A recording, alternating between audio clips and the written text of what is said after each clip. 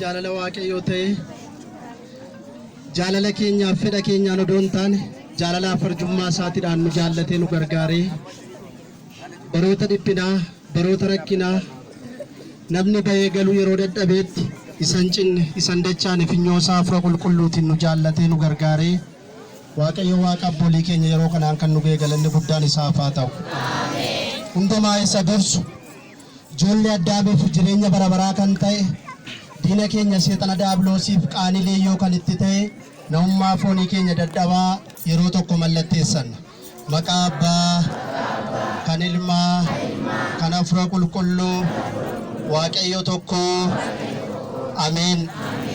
Kabajamoo jaallatamoo jamana waaqayyoo kan taatan hojii waaqayyoof kan ariifattan qulfiin mana waaqayyoo samiif lafaa harka keessanitti waaqayyo kan kenne kabajamoo ulfaatoo abboolii koo lubootaa isiniin umurii abiddaa gubbaa irratti waaqayyo isiniin jaallatee mana isaa akka jiraattan hojii isaa akka hojjettaniif laphee qulqulluu yaada qajeelaa akka qabaattaniidhaaf bara umurii dargaggummaa keessanitti waaqayyo iyyamaaf jaalala isaan isiniin kan fu'ate abdii borii dugda mana kiristiyaanaa ija abboolii keenya darbaniif fakkeenya gaariidhaan manna amantaa kan isin hedduu kabajamoo ulfaatoo obboleewwan daakunootaa abboolii koo waaqayyo finyoo jireenya keessanii dheeresse gonfoo ulfinaa rifeensa diimaaf adiif gurraacha mataa keessan irratti qabattanii nagaa warra dhabaniif nagaa mirgi mana amantaa akka hin sarbamneef yeroo hundumaa kan dhaabbattan manni kiristiyaanaa keenya isiniidhaan kan bareeddu kan miidhagdu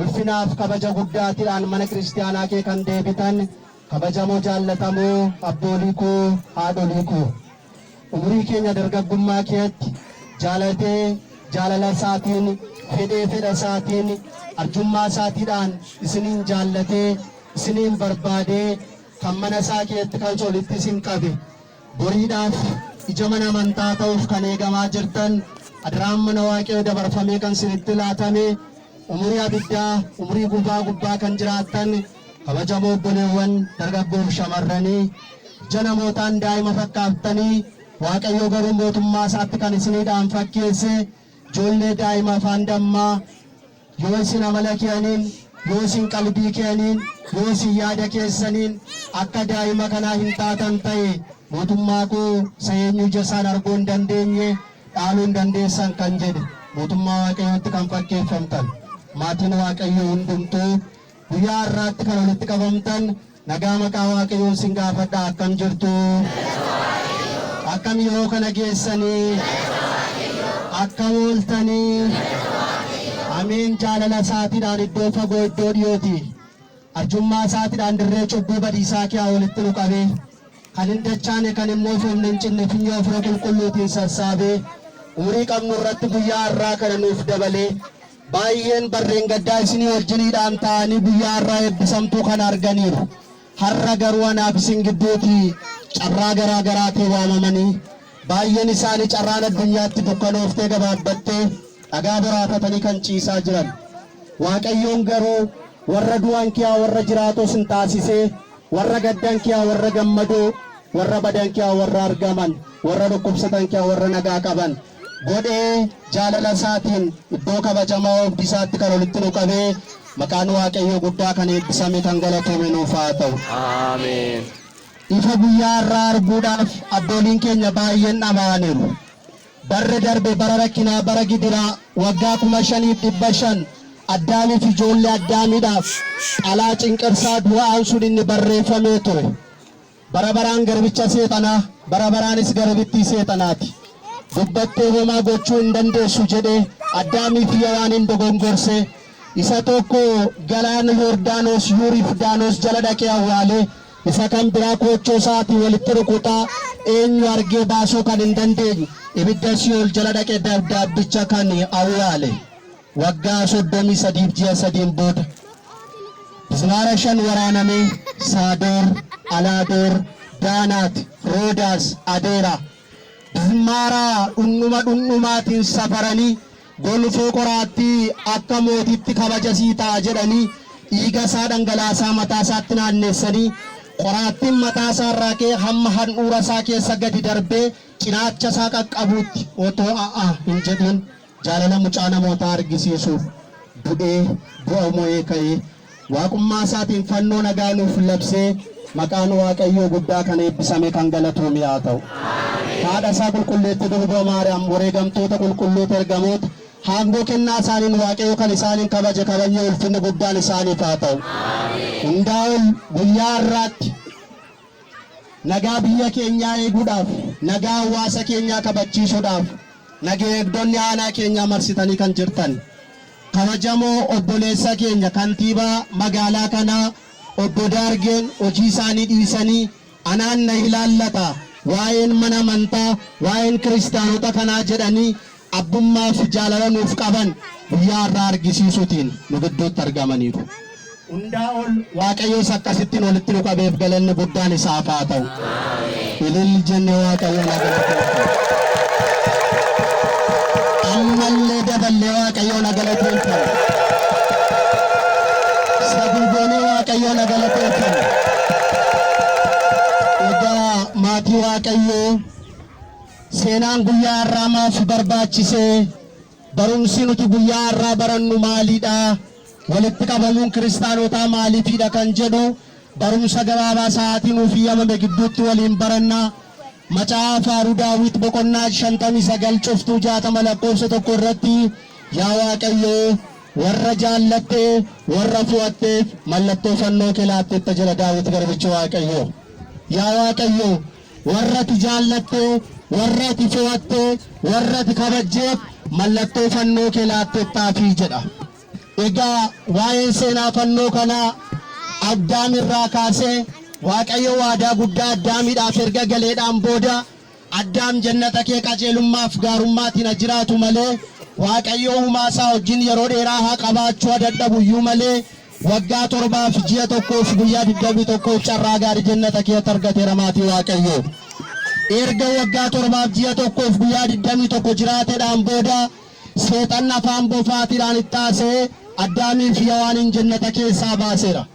Jannata keessaa erga ba'aniidhaan booda bu'aa dhiphachaa gaddaa xooranii dafqa isaanii dhangalaafachaa jireenya foon isaaniif kan ta'u walitti qabachaa yeroo dheeraa addunyaarra jiraachaa turaniiru.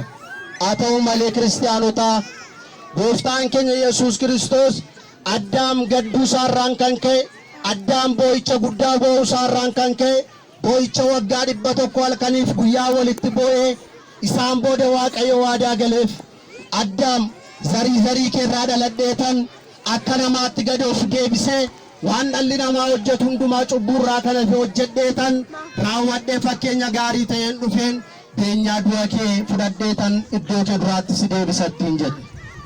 Dhugaadha waan dubbatame nafne maatii Waaqayyoo.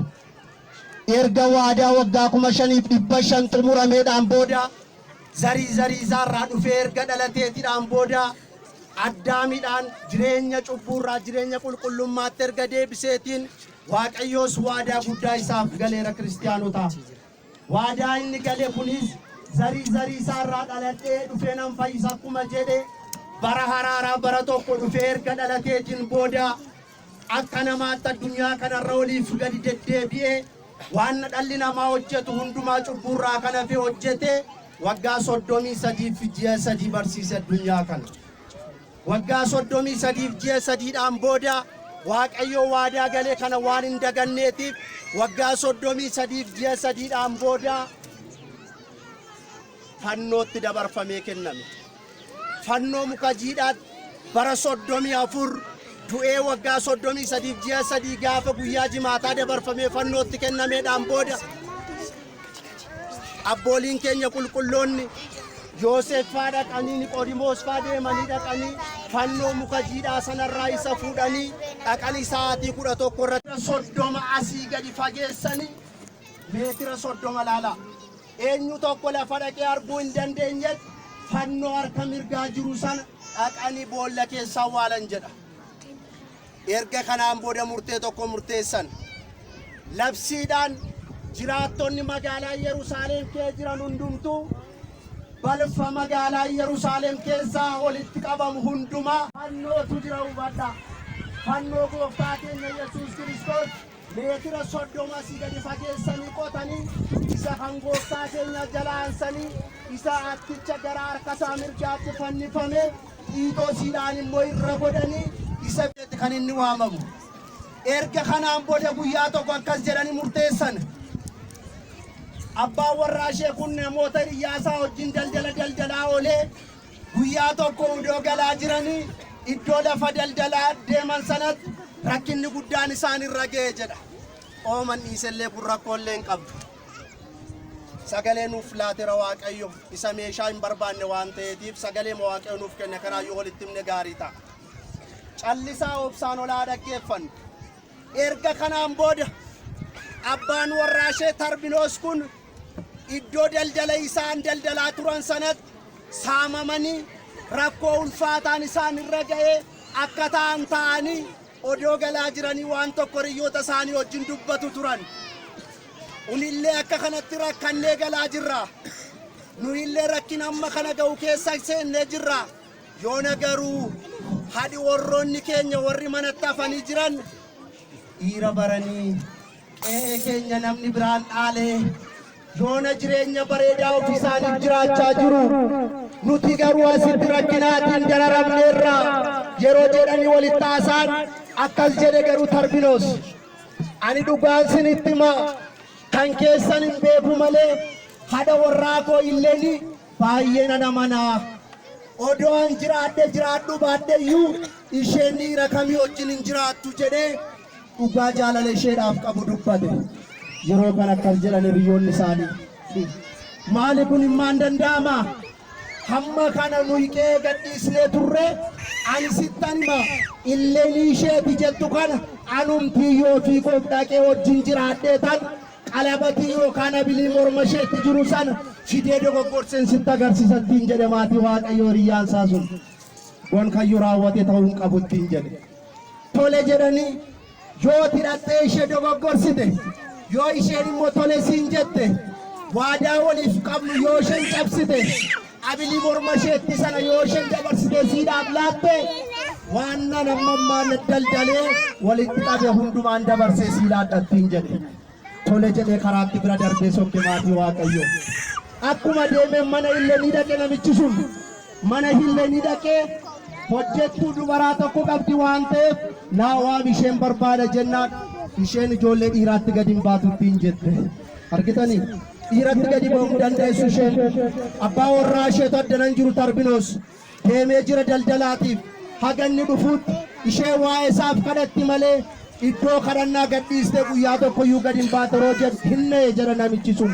Lakkaa dhugaadhaan namni dhuguma akkasitti oliif haa amanamaa. Dhugumaa namichi kun kan inni dubbate ansoba jechaan ture jedhee mucattii ishee sarraateenyaa hojjettuu ishee sanaaf birrii haga ga'u laatee haga isheen nattee qaama ishee dhiqattuutti abilii ishee naaf hidhii kottuttiin jedha maatii Waaqayyoo. Haga ishee qaama ishee dhiqattuutti habilii mormatti baastee lafa keessa mallaqaan goyoomsitee dhaqixee mallaqa sana abilii sana fuutee isatti kennitee amma Tarbinoos bira ga'utti fiige jedha. Yeroo Tarbinoos bira ga'u Tarbinoos sitti himne nan dogoggorsa jedhee sitti meerasitu na amanuu dide malee kunoo ishee wajjiniidhaan jiraadhee tan abilii morma isheetti fudhadhee dhufeettiin jedhe. Akkasumatti garuu dubbiin maatii Waaqayyoo. Isheen jabduudha. Isheen kiristaanaadha. Isheen amanamtuudha. Waa'ee fannoo Kiristoosiif yeroo hundumaa nama dhiphattuudha. Erga kanaan booda